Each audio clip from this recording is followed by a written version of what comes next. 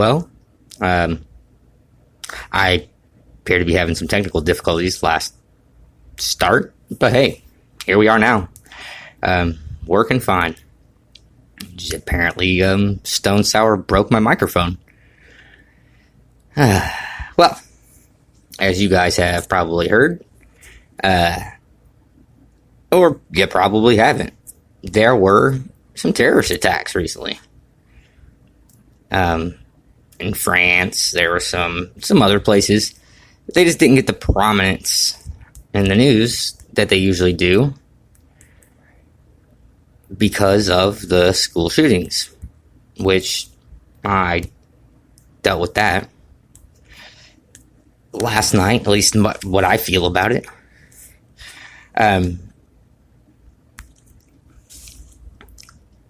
But typically when there's a terrorist attack and there's nothing else distracting us in the news, I spend an inordinate amount of time defending Christianity for some reason. It's so weird. Like, Muslims kill people, Christians go on the defense. There's a whataboutism that is unique to religion, especially by non-religious people. You know, when you try to confront the problem, which is Islam and its teachings and its founder and its traditions, etc., and fuck it, let's say it, its followers. Non-religious people feel the need to step in and say, well, what about what your religion teaches, and what about this, and what about that? So, I'm going to try to get as in-depth with it as I can, and hopefully end the nonsense for good. Now, I'm going to deal with some of the most common things said about Christianity first, because you know the whole mote and beam thing, you know.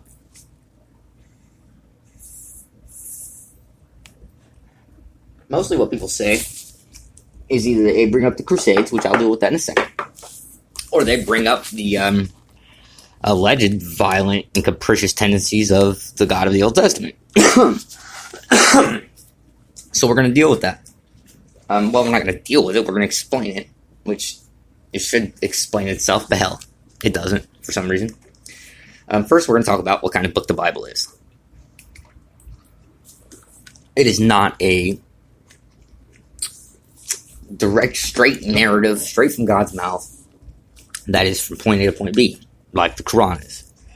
The Quran began at a certain time, or Muhammad snuck in some cave, was in some cave for some reason, and then that's when his prophetic career started, and it ran straight to the end, till he died.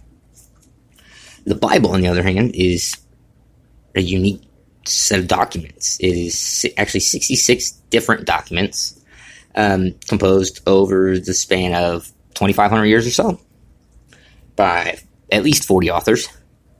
And the subject matter is everything from history to biography to books on jurisprudence and poetry and prophecy, etc., etc. There's like so much in there. It's so many different types of documents that one can't look at the Bible as a whole and be like, well, this is it, one document, and this is one thing, and this is all it is.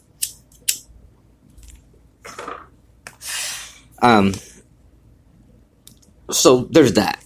All right, so let's remember that. Remember, it's just a collection of documents and not one document proposed at one time, or over a relatively short period of time, like the Quran, which was 10 years. Muhammad was a prophet, and that's when he got his revelation. Yeah, 10 years is nothing in the Bible's timeline. So, yeah, we're going to jump right in here. One of the most common things that people say is they talk about the destruction of the quote-unquote Canaanites when the Israelites came into the Holy Land. Well, for one, the Canaanites is used generically more often than not, but it's a specific group of people. Because there were actually 7 nations of people, 7 groups of people that the Israelites were told to destroy. The Hittites, the Girgashites, the Amorites, the Canaanites, the Perizzites, the Hivites, and the Jebusites. Okay?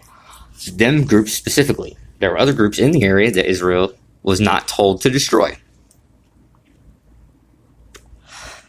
Well, you're like, well, Chris, that doesn't really change anything. That just makes it worse, right? It's just more people that, he ordered genocide over. Well, seemingly. But let's look at everything going around the events in the Bible in the ancient Near East. Because the Bible is not an exhaustive history book.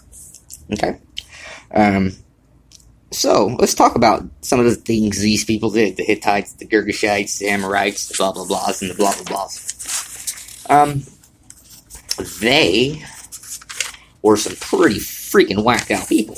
Pretty whacked out. And by whacked out, I mean, like, just as a for instance, their religious worship regularly consisted of orgies and temple prostitutes and sacrificing of children. Like hundreds of years, a couple hundred years before that even happened, though, God talked about those guys. He was like talking to Abraham, talking about when they're going to go into Egypt and get enslaved, etc., etc.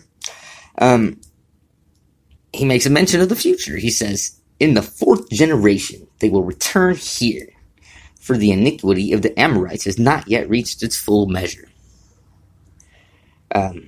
So, hundreds of years before, God predicted that these people were just going to continue to get worse and worse and worse and worse, and he gave them time to change. He sent people to them time and time again. Like Abraham, for instance. He sent Abraham down there to try to, set things straight. It didn't work out, apparently. But God is slow to anger. God is slow to anger, and he gave 4 generations of people to get their act together and stop doing the crazy shit they were doing, like incest, adultery, homosexuality, bestiality, child sacrifice. Rape was a big thing in all of them 7 nations. But rape was like a status thing.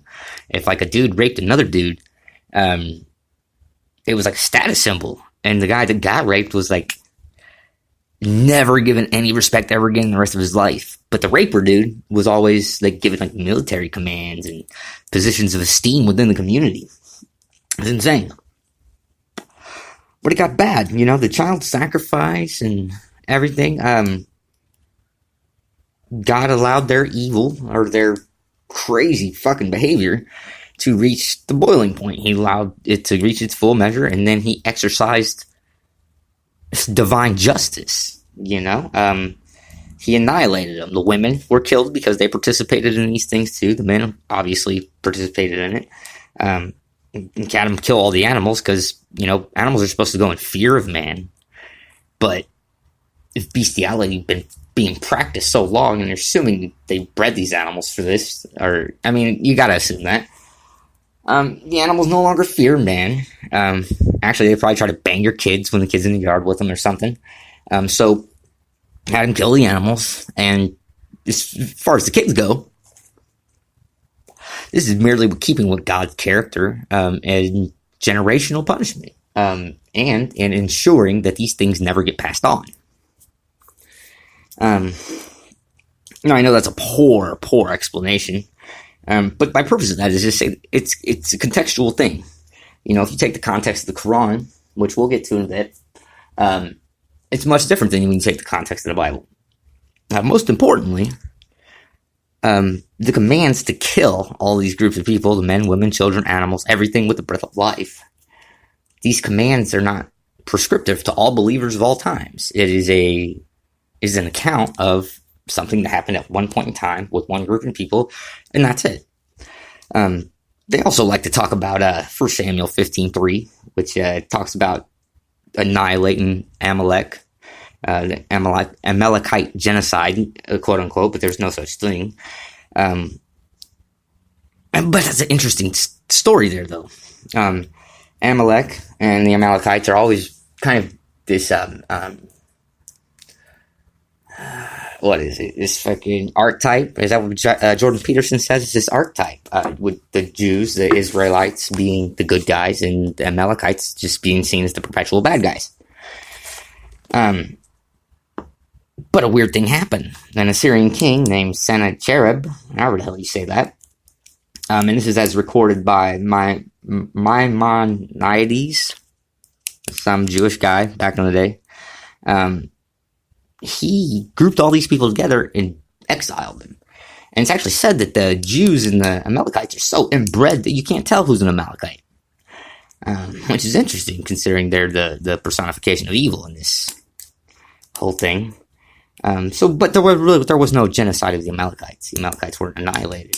The Amalekites were interbred with the Jews, and it is what it is. But it's, again, contextual. You need to understand that. The one in Exodus, because that's a big one people talk about, Exodus 22:18, they try to bring that up, do not suffer the sorceress to live, or something of that nature. It is what it is. If I seen a chick, doing magic, it ain't gonna be a chick. If it was a sorcerer, dude just kind of doing magic and weird shit, I'd want him to die as well. Call me what you want. But it makes sense to me. People playing with forces that they don't understand can have dire consequences. Just ask the Witch of Endor. She'll tell you. But that's a story for another day. But when you look at it like that, though, it's easy to see that there are two different types of documents. Nothing in the Bible is prescriptive as far as violence goes. People bring up slavery.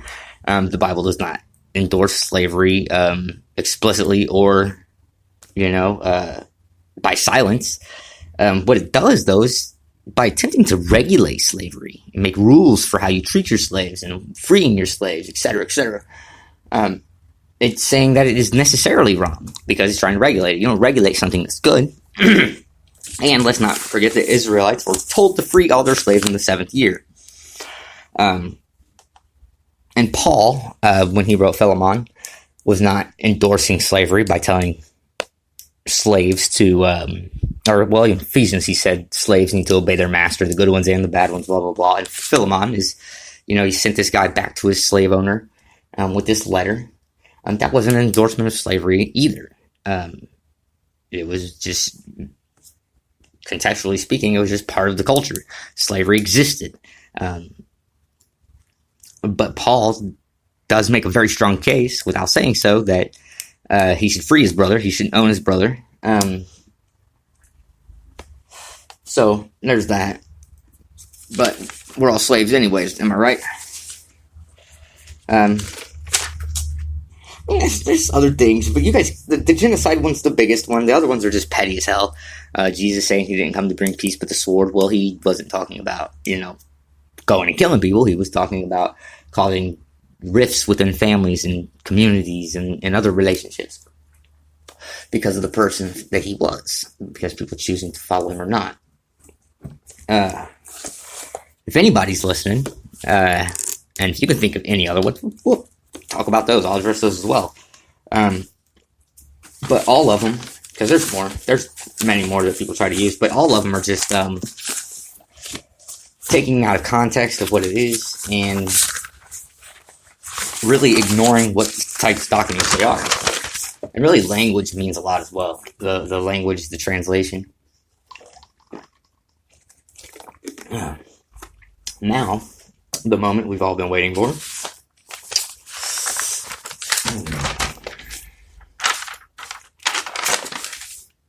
Islam is a crazy, crazy mother. I tried putting it on Twitter 3 times the other day, and it kept not getting sent. But if Islam is not the creation of demonic forces, I will eat my left shoe. No joke. I will go live on YouTube. I will eat my left shoe. Because it can't be described as anything other than pure evil. Muhammad was not a good guy. He wasn't the worst guy ever, but he was definitely not a good guy by any stretch of the imagination. I mean, he was charitable. He did talk about caring for widows and orphans a lot. Well, at least the Muslim ones. He gave to charity. All this nonsense. I mean, that's just awesome, isn't it?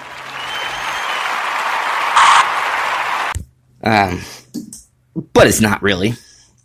Because let's talk about the rest of it.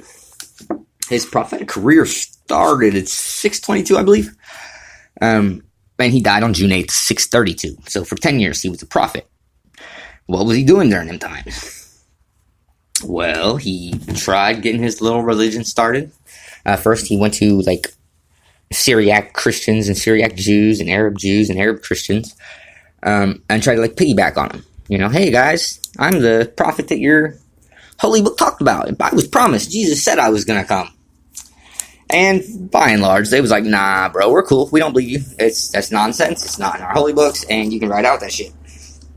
Then he started going to the pagans of his own hometown. The it's some Turkish shit. But there was a large group with many different tribes in it. He was a member of one of them. He goes and starts talking about his monotheistic God. You know, hey, you know, this is the guy we need to follow. This is what we need to do. All that shit in the Kaaba. Because the Kaaba, the black stone, was a house for idols. It had thousands of idols in it to many different gods. He's like, that's not the right way, guys. And they was like, you know what? Shut up, dude. Shut up, Muhammad. You're tripping, bro. You got to ride out. So he ran out of town pretty much and went to Medina. With there was 300 of them when they went there. And when they went, his religion started to take hold. They started to gain prominence. They gained more members. And then the violence started pretty quickly. I'm sure it has nothing to do with being rejected by Christians, Jews, and his own people. But the violence started out as them raiding caravans, which a caravan would be like a big group of camels with guys with towels on their heads on top, going across the desert with goods, things they were going to sell and trade. Which is a weird thing to go after if you're fighting for your religion, but hey, that's neither here nor there. But for 6 times they failed miserably. 6 times they were beat back. 7th time they were successful against a much larger force. Muhammad obviously learned something during his 6 defeats. That's one thing you can say about him. He was not ignorant as far as military strategy goes. But the 7th one was a success, and then they started hitting them, bam, bam, bam, bam, to the point where they were sending thousands of armed men with these caravans out of Mecca to protect them. But as you can imagine, greed soon topped the list of reasons why people converted to Islam. Because you're telling me we can, you're telling me that we can, like, just go and attack stuff and steal it, and it's all good? And so, yeah, I'm down with that. I can steal legitimately, and God is cool with it. Yeah, I even got a prophet of God telling me it's cool and killing people himself. Alright. So, started out in rejection and resorting to violence. Sounds familiar, right? He's also, like, insanely, like, freaking, like, jealous, or not even jealous isn't the right word. He was insanely, like, sensitive about people criticizing Islam. There was this guy named Abu Afek in Medina, where he went to when he was ran out of Mecca, who made a poem criticizing people that converted to Islam. Muhammad demanded that he be killed. Dude was killed in his sleep. He's like a 100-year-old guy, like old as shit. There was where is it? There's a chick though that was like with him, like criticizing shit for dude being killed. And I swear I wrote that down. Apparently not. But this chick, you know, was like going off, I suppose, about that old guy being killed. And Muhammad expressed a desire for her to be killed. Guess what? She was killed as well. Now, they start going to war with groups of people. Jews, Christians, Zoroastrian hybrid people from Iran, you know, Persian people. And then the pagans from Mecca. And he made pacts with people, you know, which a small group with military or designs on conquest are apt to do. They make treaties or agreements with people to make themselves appear stronger. make sure they're protected on certain quarters.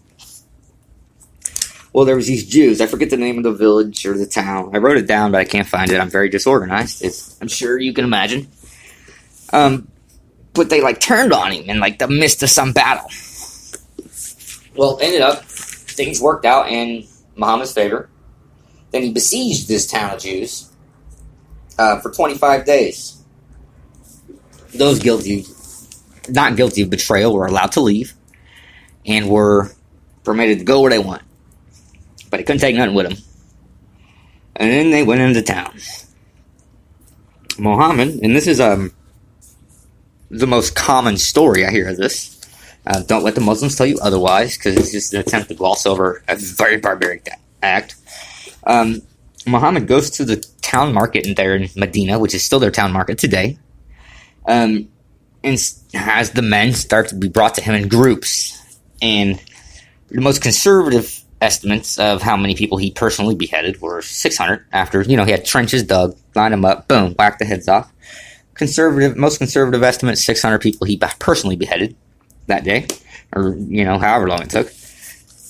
And the most liberal estimate being 900 personally decapitated by the Prophet of Islam for being Jews and for betraying him. So, from its inception,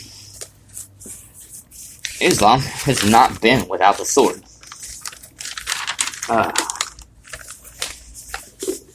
And those who try to tell you that it's not about violence, well, one of the most respected scholars of Islam, his name was Al-Ghazali. He was called the Rock of Islam. He said it otherwise, and this is common Islamic doctrine, okay?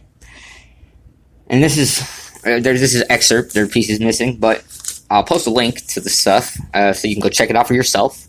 But he says, Muhammad saw that holy war and invading other countries for the sake of Allah, smashing the faces of the infidels with the sword, and making people enter the religion of Allah as the most worthy of all tasks, and better than all the sciences. Alright, and that's not very far removed from Muhammad's time. And then there was this guy, he was a modern scholar, he wrote for and at the Al-Azhar University in Egypt, which is a very prominent Islamic college.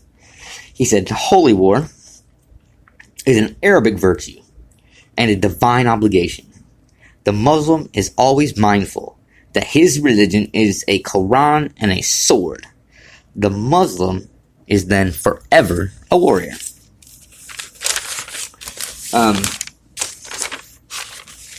In between, from the beginning to the end, there was a lot of other crazy shit that occurred. Violence, rape, murder, all kinds of shit. Abusive women, abusive children. Abusive children is very prominent, and the Muslims try to get past this.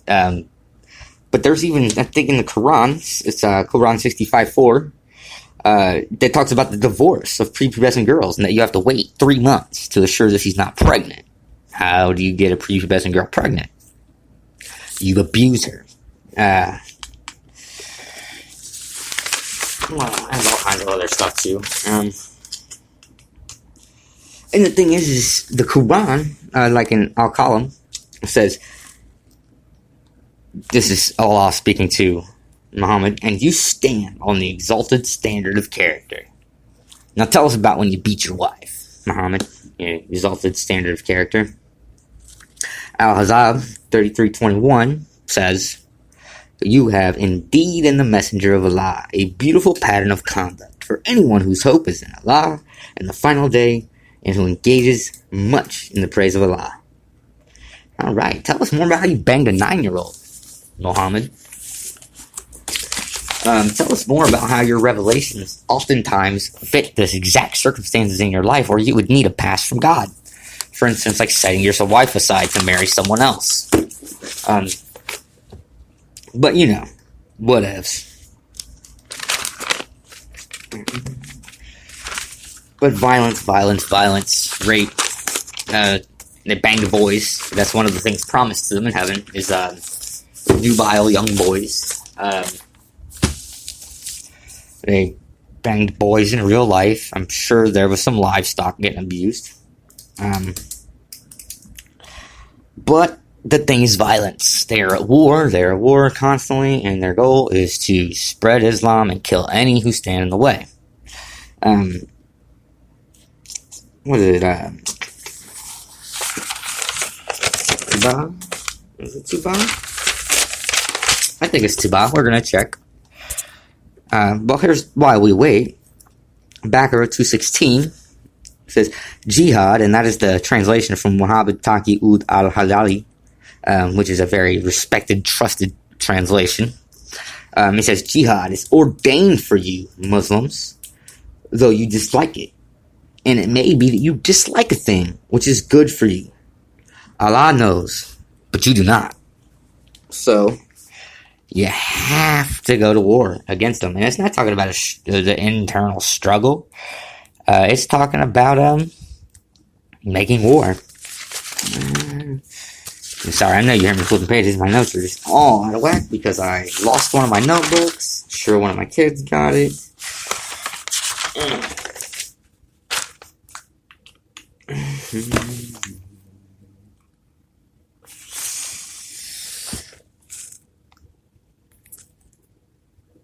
Okay, that's one I just read.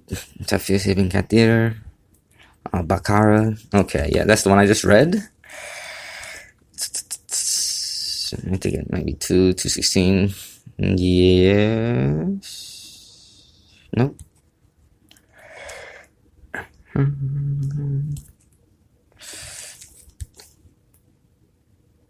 In other news, damn man, they got the Amish guy again, right? Anfield 39. I think that's what it is. Yep, that might be it.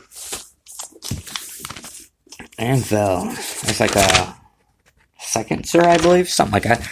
I don't know. All this stuff gets confusing because the thing is they don't put their book in chronological order. It goes from like smallest to biggest or biggest to smallest, some shit like that. And then they have weird doctrines like abrogation, which is totally screwy for God, a God, you know? Like, why would he change his mind if he's God? And all this stuff, like all these, the hadith and all this, like, there's nothing reliable within 200 years of Muhammad's life. So any sayings, anything from the hadith, is necessarily not reliable. Alright, Anfield 39, 8th Surah. Okay. Come on, load. Waiting for some stuff to load. But while we're waiting, in the Bible, in Psalm 137:9, talks about revenge and dashing the head of infants against rocks. I hope that people that bring that up when they say that God is evil, they understand that, A, it's kind of like a poetic book. The entire book of Psalms is poetry and songs. Very hyperbolic. A lot of allegory. A lot of things that sound extreme but are just poetic. But no, they'll never get that. Alrighty, here we go. This is, here, let's try to stick with the same guys. Translation. I think I should. I'm going to stick with the same guy's translation if I can find him. You know what? We'll just go to one that's really trusted. Anyways, and that would be Atamul Rahman Omar. And the Muslims fight them until there is no more persecution in the name of religion. And adopting of a certain religion is wholly for the sake of Allah. But if they desist, then surely Allah is watchful of what they do, and they will not be done injustice to. Let's get another translation, see what that says. And if they still, this is Ali Unal, his translation, which is a very trusted translation worldwide. And if they still persist in unbelief and hostilities, fight against them until there is no longer disorder and oppression rooted in a rebellion against God. And the whole of religion, the full authority to order the way of life is recognized for Allah exclusively. If they cease to persist in unbelief and continue hostilities toward the believers, then surely God sees well all that they do. Abdul Majid Daryat Dababi. said, and fight against them until there be no temptations, and their obedience be wholly unto Allah. So if they desist, then verily Allah is the beholder of that which they do. I'm sure you guys, get it now. Yeah, I'm not gonna go into that. That's freaking crazy, tongue-tying and stuff. But, yeah, that's the 8th surah. The 9th one was the one I really wanted to read, which is the one I'm sure everyone is most familiar with.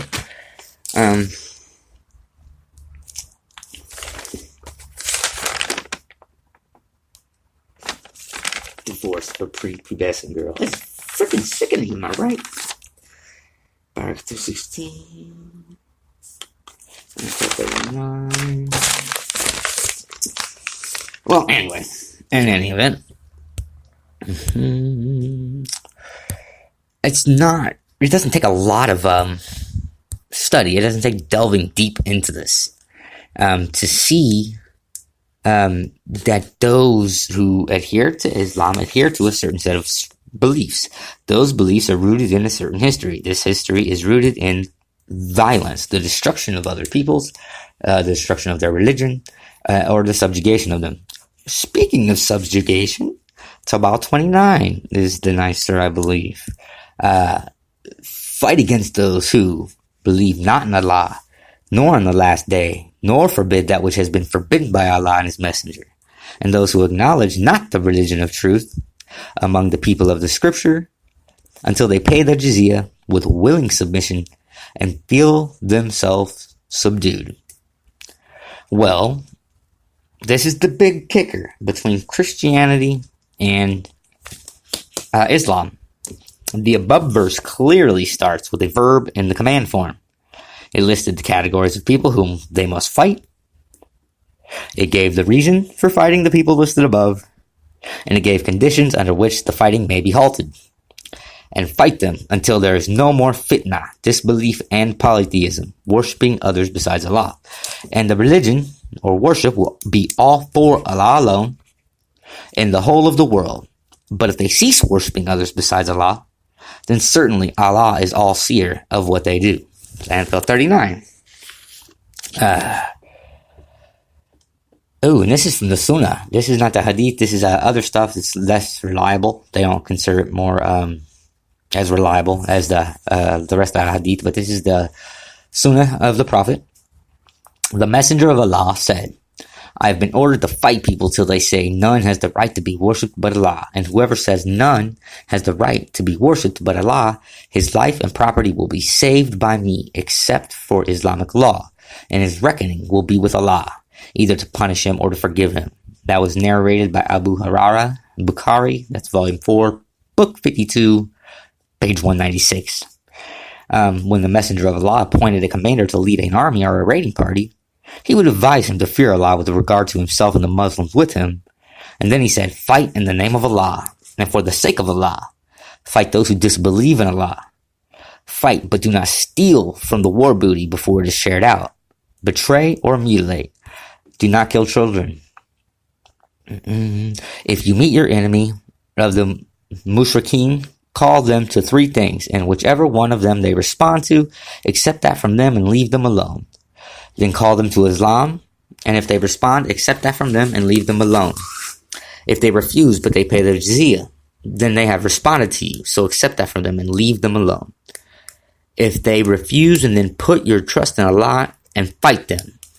That is Buradea, Muslim 326.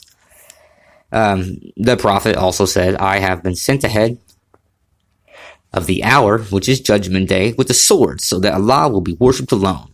And my provision has been placed in the shade of my spear. And humiliation and disgrace have been decreed for those who go against my command.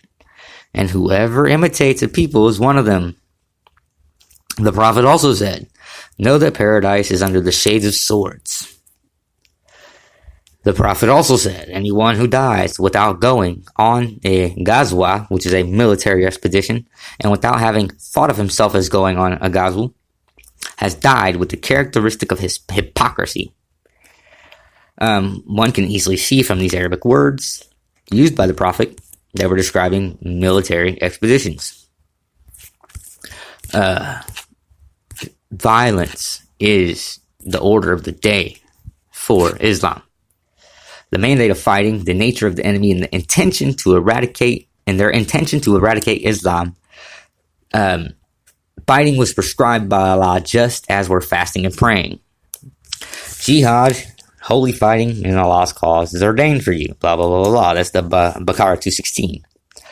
The scope of the fighting and the categories of who to fight were revealed in 2 stages. Muslims were permitted to fight in self-defense during the first stage. The scope of the fighting was then expanded to include fighting the idolaters. Then the Muslims were ordered to fight the people of the book.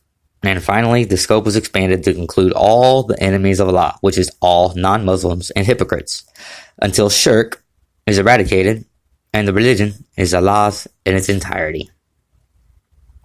This is awesome. The history of Islam is violent. After the death of Muhammad, the man of the miracle, which is the Quran, and the apostle of truth and the companions, fearing the weakening of Islam, the decrease of the number of its followers, and the return of masses to their previous infidelity, saw that holy war and invading other countries for the sake of Allah, smashing the faces of the infidels with a sword and making people into the religion of Allah as the most worthy of all tasks. The use of the sword and the spread of Islam is attested to by many Islamic scholars. Like every Islamic scholar. They went from... Alright, so he died in June 8th, 632. He pretty much had made Islam homogenous on the Arabian Peninsula. But they went from there, the Arabian Peninsula. There was a guy named Caliph Omar. He became leader like 4 years, I think, or something after Muhammad died. Might have been right after. But in 10 years that he was the caliph, he brought all of the Middle East, almost, under the control of Islam. By 636, which is 4 years after Muhammad's death, they had pretty much taken the Levant. They took Jerusalem in 638. Made it to Spain by 711, finally being stopped by Charles the Hammer at the Battle of Tours and Poitiers in 732. It's October 10th, I believe. 10th, 11th, something like that, 732. So within 100 years of Muhammad's death, the sword had brought the world to its knees, had destroyed, essentially, Eastern Christianity, and was on the brink of destroying Western Christianity. They never stopped fighting, because Muhammad never stopped fighting. 10 years his prophetic career lasted, from 622 to 32. Never, ever stopped fighting. The Sunnah al-Nisar, which is the third most authentic and trusted hadith, says in Volume 1, Book 25, it's a hadith 3176, Muhammad declared war on India. And 3175, they said, if you do that, go to war against India, make war on India, you will be spared hellfire.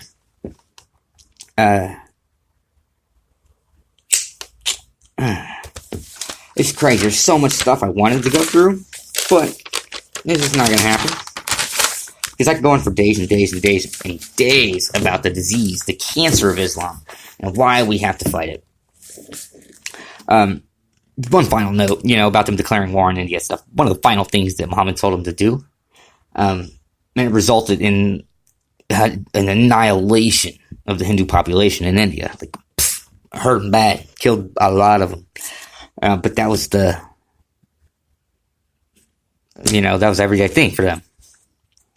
But we're going to start winding it down, because I just babbled a lot.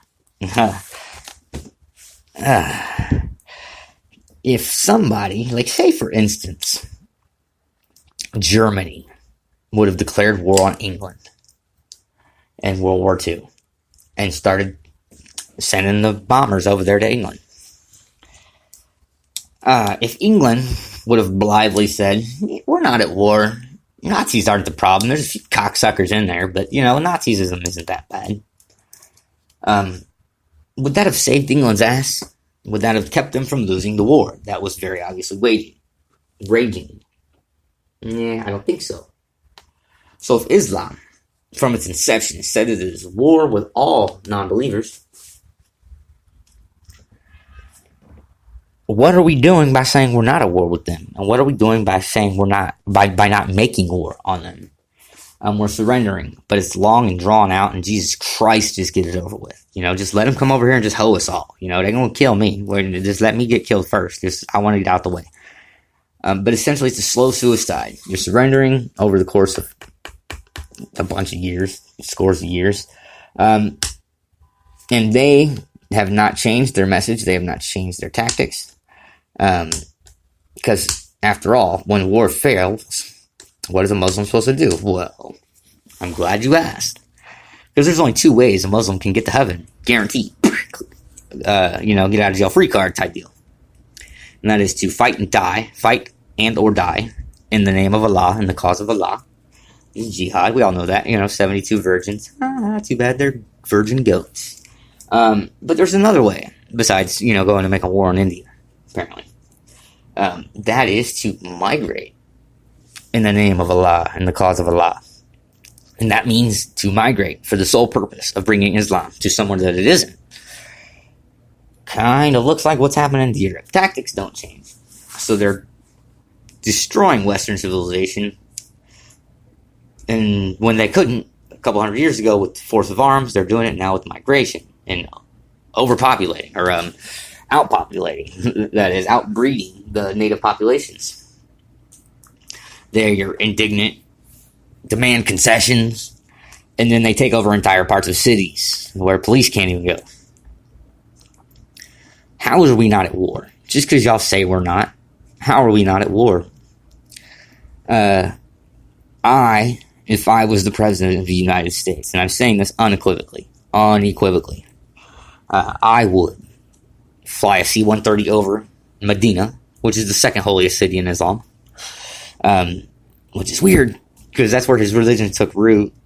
Mecca kicked him out, and he used to pray to Jerusalem until he got rejected by the Jews and Christians. But anyway, I would fly a C-130 over Medina with little pamphlets the city, and say, all citizens, if you do not want to die, you need to leave in the next 12 hours. And about 6 hours after that, because, fuck them, fighting fair is for idiots. About 6 hours after the leaflets, I would drop a nuclear weapon on Medina. Bam! Wipe it out. Say what you want. I don't care. And then I would be on TV as the bomb's landing. And it would only be broadcast in Muslim countries. And I would say, look, you guys can settle the fuck down.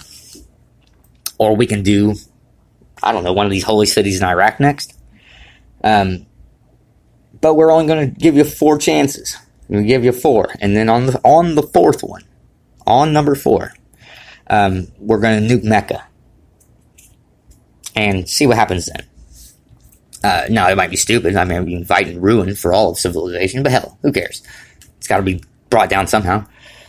But in all honesty, all civilizations, not just Western civilization, not just America, but Eastern countries and Russia and everybody needs to make war on Islam. We need to push it back to where it came from, and isolate it there. Let it die the miserable death it needs to die.